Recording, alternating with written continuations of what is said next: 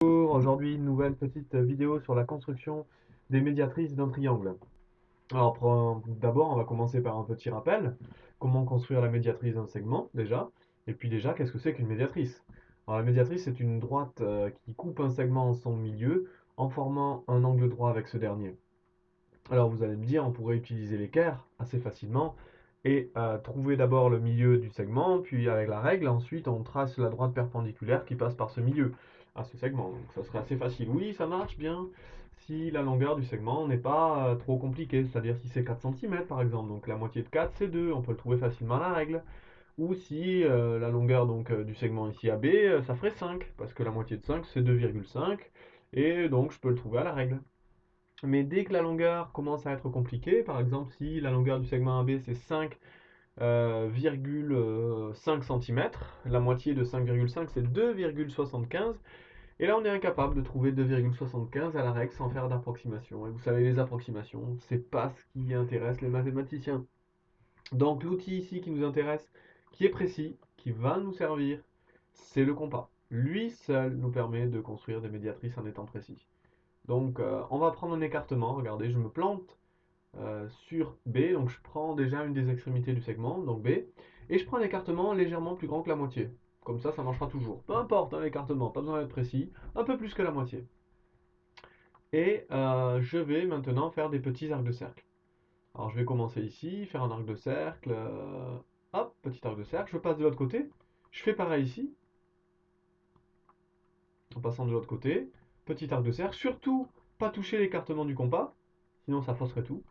J'ai plus qu'à déplacer maintenant mon compas et à me placer en A et à faire exactement pareil.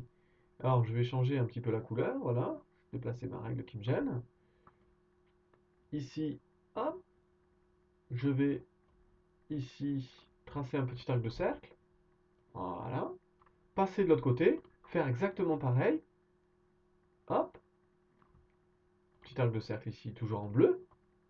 J'ai plus besoin maintenant de mon compas parce que j'ai créé deux points. Et ces deux points, maintenant, si je les relie, ça va former la médiatrice du segment AB.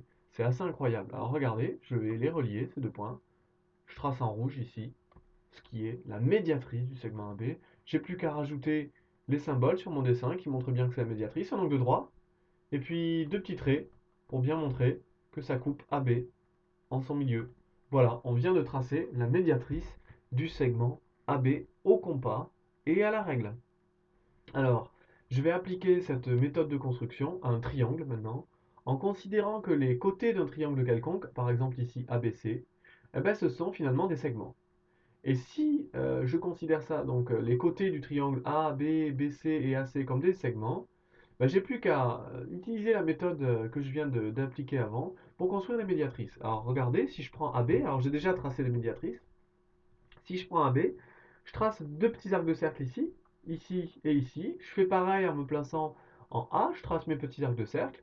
Et j'ai plus qu'à les relier pour tracer la médiatrice ici du segment AB que j'ai en noir. Je fais pareil au niveau du segment BC. Je trace mes petits arcs de cercle en me plantant en B, puis pareil en me plantant en C, sans toucher à l'écartement du compas. Et je trace ainsi la médiatrice du segment BC en rouge.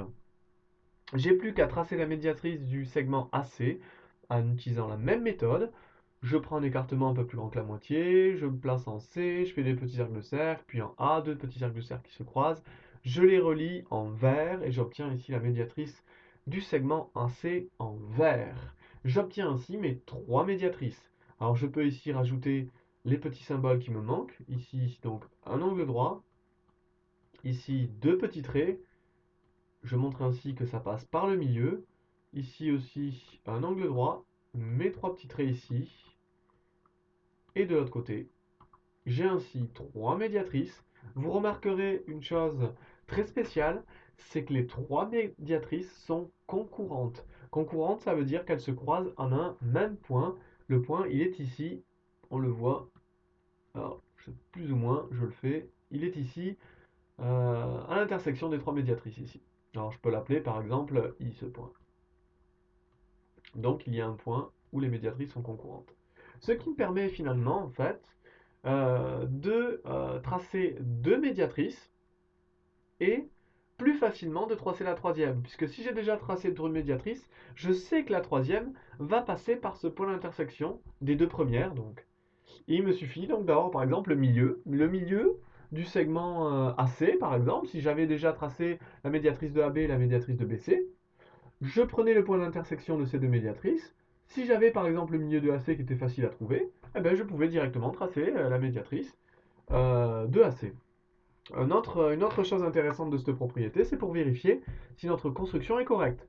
Parce que si notre construction, les trois médiatrices ne se coupent pas en un seul point, bah, ça veut dire qu'on a manqué de précision. Et qu'il y a sûrement une erreur quelque part. Voilà, donc je vous laisse expérimenter ça, essayer de construire des triangles quelconques, de tracer leurs médiatrices, et de regarder si elles sont bien concurrentes, ces médiatrices, si elles se croisent bien en un seul point.